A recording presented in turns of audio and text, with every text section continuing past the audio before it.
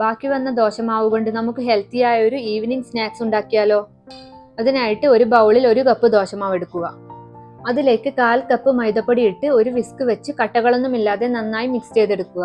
എന്നിട്ട് ഒരു 1/4 കപ്പ് ചിരകിയ തേങ്ങ എടുത്ത് 1 ടേബിൾ സ്പൂൺ നെയ്യിൽ ഷാലോ ഫ്രൈ ചെയ്തെടുത്ത് മിക്സിയുടെ ജാറിലിട്ട് ചെറുതായി ഒന്ന് ക്രഷ് ചെയ്തത് അതുകൂടി ചേർത്ത് നന്നായി മിക്സ് ചെയ്യാം.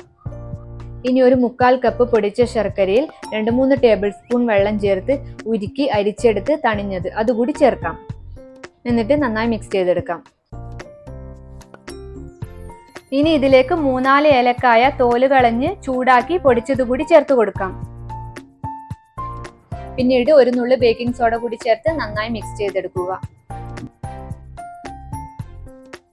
അങ്ങനെ സ്നാക്സ് തയ്യാറാക്കാനുള്ള ബാറ്റർ ഇവിടെ റെഡി ആയിട്ടുണ്ട്.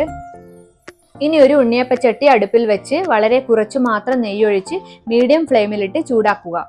ഉണ്ണിയപ്പച്ചട്ടി ചൂടായ ശേഷം ഓരോ കുഴിയിലും 1/4 ഭാഗം വീതം മാവ് ഒഴിച്ചു കൊടുക്കുക. എന്നിട്ട് കുക്കാവാനായി ഒരടപ്പ് വെച്ച് അടച്ചു കൊടുക്കുക. 1 മിനിറ്റിന് ശേഷം അടപ്പ് തുറക്കുക. എന്നിട്ട് മുകൾ വശം കൂടി വേവാനായി എല്ലാം ഒന്ന് മറിച്ചിട്ട് കൊടുക്കുക.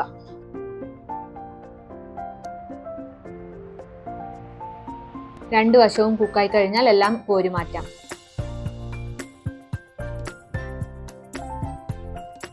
അങ്ങനെ ബാക്കിയുള്ള മാവ് കൊണ്ട് എല്ലാം ഇവിടെ റെഡിയാക്കി എടുത്തിട്ടുണ്ട്. നല്ല സോഫ്റ്റും ടേസ്റ്റിയുമായിട്ടുള്ള ഒരു സ്നാക്സ് നമുക്ക് റെഡിയാക്കി ഇട്ടിട്ടുണ്ട്. അപ്പോൾ ദോശമാവ് ബാക്കി വന്നാൽ എല്ലാവരും ഈ ഒരു റെസിപ്പി ഒന്ന് ട്രൈ ചെയ്ത് നോക്കൂ.